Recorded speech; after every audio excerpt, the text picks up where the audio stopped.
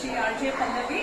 আৰু আজি মই বৰনদী ভটিয়া মুভিখন চাবলৈ আহিলোঁ খুব ভাল লাগিলে চাই পেলাই আৰু মই আপোনাক এইটো কাৰণে চাবলৈ ক'ম মুভিখন নট বিকজ এখন অসমীয়া মুভি হয় বাট বিকজ খুব ধুনীয়া মুভি হৈছে ভাল মুভি হৈছে আৰু এই মুভিখন মই এটা কথা কাৰণে খুব ভালকৈ কানেক্ট কৰিব পাৰিছোঁ মোৰো খুব চৰ্দি হৈ থাকে এতিয়া আপুনি চাগে ভাবিছে হেল্থ ৰিলেটেড কিবা হয় নেকি এই ছাছপেন্সটো আপুনি এখন মুভিখন চাব আহিলেহে গম পাব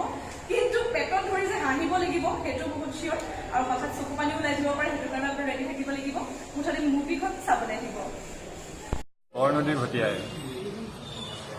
এখন অতি সুন্দৰ অভিনয়ৰ সুন্দৰ পৰিচালনাৰ ছবি প্ৰতিটো মুহূৰ্তত মানুহক হয়তো হহুৱাব হাঁহিৰ মাজত কান্দোন থাকিব কান্দোনৰ মাজত হাঁহি বিৰিঙিব পৰিচালকৰ নিখুঁত পৰিচালনাৰ এখন বৰনদী ভটিয়াই ছবি আৰু এই ছবিখনে মোৰ চিন্তাত মোৰ ধাৰণাত এই ছবিখনে উচ্চ প্ৰশংসা লাভ কৰিব আৰু এজন ভাল পৰিচালক এজন ব্যতিক্ৰমী পৰিচালক হিচাপে আমি বৰনদী ভটিয়াই ছবিখনত অনুপম কৌশিকক পাইছোঁ আমি দৰ্শকক অনুৰোধ কৰিছোঁ যেনে তেনে ছবিখন চাব লাগে অসমীয়া ছবি জগতক উৎসাহ কৰিব লাগে উৎসাহ জগাব লাগে বৰনদী ভটিয়াই চাব ভাল পাব আৰু অলপ কিমান মানুহ একেলগে যে আহি চিনেমাখন চাইছে সেইটো এটা আমাৰ কাৰণে সুখৰ খবৰ ইতিমধ্যে খবৰ আহি গৈছে কিন্তু তাৰ এটা এডিশ্যন বুলি কৈছে আৰু নতুন জেনেৰেশ্যনৰ যিখিনি হৈছে উঠি আমাৰ মানে চিনেমাৰ কাৰণে কৰিব বিচৰা মানুহখিনি মাজত এটা যে ভাৱ বুলি ক'ব পাৰি মাজুলীয়ে প্ৰভাৱ আৰু মাজুলী আমাৰ কাৰণে সম্ভাৱনাৰ এটা মানে উৎস আমাক সকলোকে মাজুলীলৈ মাতিছে মৌকণে পাৰে বিচাৰিলে চবকে মাজুলীলৈ ঘূৰাই নিব পাৰে তাৰ মিনিংটো হৈছে আমি মাজুলীলৈ চবে যাব লাগে মাজুলীৰ সম্ভাৱনা যিটো আছে আৰু মাজুলীৰ পিঠা মানে দেখুওৱা হৈছে গৰাখহনীয়া ৰহৰ যিটো হৈ আছে আমি ভাবোঁ এইটো কল্পৰ মানে আমাৰ এটা আন্তঃৰাষ্ট্ৰীয় পৰ্যায়লৈ হয়তো যাব পাৰে বিশেষ ধৰণৰ এটা আমি এটা চিননিমছ হিচাপে ইউজ কৰিব পাৰোঁ গৰাখহনীয়া আৰু নাকৰ যিটো মানে কৈ অহা টেঙেনৰ যিটো হেৰি দেখুৱাইছে সেইটোৱে যে আমাক ৰহৰ কেনেকৈ ধৰণৰ দিগদাৰ দি থাকে সেইটো এটা বিখ্যাত যিটো মানুহৰ সেইটো বিখ্যাতৰ লগত তুলনা কৰি দেখুৱাইছে খুব সুন্দৰ হৈছে আৰু নতুন জেনেৰেশ্যনৰ গোটেইখিনিয়ে খুব সুন্দৰ কৰিছে এক্টিঙৰ ফালৰ পৰা হওক আৰু কমেডি কৰাটো ইমান সহজ কথা নহয় আৰু সেই চেন্স অফ হিউমাৰ যিটো আছে হিউমাৰে কেনেকৈ এটা ট্ৰেজেডিক লৈ গৈছে আৰু আমাৰ সম্ভাৱনাক দেখুৱাইছে ইকনমিক যিখিনি পাৰ্চপেক্টিভ আছে এইখিনিও ধুনীয়াকৈ এটা কি বুলি কয় এটা মানে প্ৰতীকৰ মাজেৰে লৈ যোৱা হৈছে খুব ভাল লাগিছে কাহিনীৰ ফালৰ পৰা হওক এডিটিঙৰ হওক খুব সুন্দৰ হৈছে ফটোগ্ৰাফিত মানে ট্ৰিমেণ্ডাছ এটা হেৰি আছে যিখিনি যিখিনি হৈছে ওপৰৰ পৰা মানে এইটো কেমেৰাৰে লোৱা হৈছিলে ফটোগ্ৰাফিৰ ফালৰ পৰা হওক খুব সুন্দৰ আৰু মই চবক শুভেচ্ছা জনাইছোঁ বিশেষকৈ তোমাক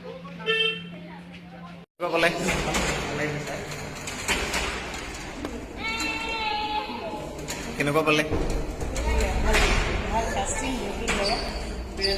খুব ভাল পালোঁ আমি নিজে কৰা চিনেমাতকৈ বেছি ভাল পাইছোঁ কেনেকুৱা পালে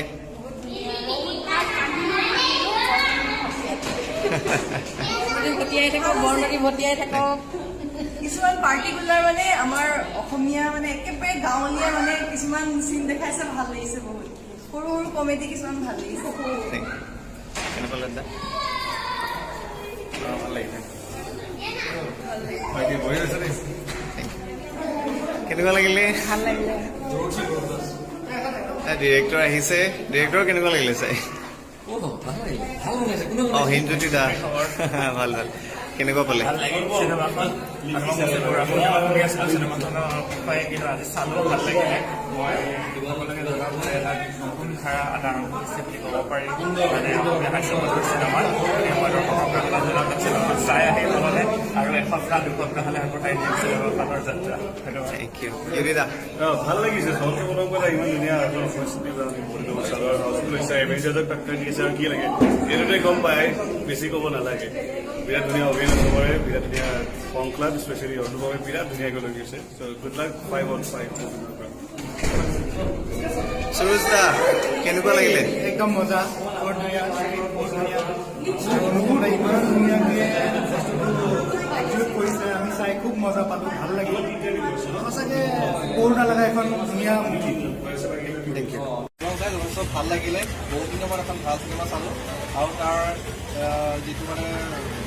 প্লেটফৰ্ম যিটো মানে স্ক্ৰিপ্টটো ভাল চাই ভাল লাগিলে আৰু মানুহ বহুত হৈছে। বহুত দিনৰ মূৰত অসমীয়া চিনেমা চাই ভাল লাগিলে। যথেষ্ট হাউচফুল এখন movie. All the best. Thank you. আৰু কিবা এটা ডাইলগ এটা দি দিয়ক চিনেমাৰ। ডাইলগটো বহুত আছিলে, এতিয়া প্ৰথমতে এই বোলছবিখনৰ কাৰণে অনুপম কৌশিক বৰা আৰু তেওঁৰ লগত জড়িত সকলো কলা কৌশলী আৰু মাজুলীবাসীৰ ওচৰত মই কৃতজ্ঞতা জ্ঞাপন কৰিছোঁ। বহুত বছৰৰ মূৰত এখন উপভোগ্য অসমীয়া ছবি আজি উপভোগ কৰিলোঁ আৰু তাতোতকৈ ডাঙৰ কথা এই চিনেমাখনে মোক নষ্টালজিক কৰি তুলিলে। মই মোৰ গাঁওখন, এৰি অহা গাঁওখন আৰু গাঁৱৰ জীৱনৰ সৰলতাখিনি, মান অভিমান সকলোখিনি যেন আকৌ ঘূৰাই পালোঁ আৰু মাজুলীবাসী তথা এই বোলছবিখনত জড়িত কলা কৌশলীসকললৈ বিনম্ৰ অনুৰোধ, এই যান্ত্ৰিকতাৰ মাজত তেওঁলোকে যেন মাজুলীৰ যিটো অকৃত্ৰিম ভালপোৱা, মাজুলীবাসীৰ যি গ্ৰাম্য সৰলতা, যি মাজুলীবাসীৰ সৰল প্ৰাণ, সেই সকলোবিলাক হেৰুৱাই নেপেলায় আৰু ইয়াৰ লগে লগে তেওঁলোকৰ আহিবলগীয়া দিনবোৰত তেওঁলোকে অনুপম কৌশিক বৰাকে ধৰি এই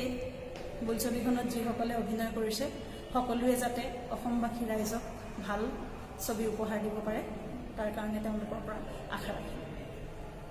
ভাল লাগিলে চাই। ইমান দিনৰ পিছত ইমান এখন ভাল অসমীয়া মুভি চালোঁ আৰু তাতকৈ ডাঙৰ কথা ইমান দিনে ইমান এখন ভাল মুভি পোৱা নাছিলোঁ। অসমীয়া ফিল্ম বুলিলে আমি সকলোৱে ভাবোঁ যে অসমীয়া ফিল্ম এক ধৰণৰ একঘেমীয়া বা বেছি কমাৰ্চিয়েল, কিন্তু আপুনি ইয়াত সেই কথাছবিৰ ফিলিংটোও পাব আৰু কমাৰ্চিয়েলিটিও পাব। সেইকাৰণে অল দ্য য়াংষ্টাৰ্ছ প্লিজ আহক, চাওক এই মুভিখন, প্লিজ মিছ নকৰিব, বহুত বেছি মিছ কৰিব নহ'লে, সেইকাৰণে চাওক।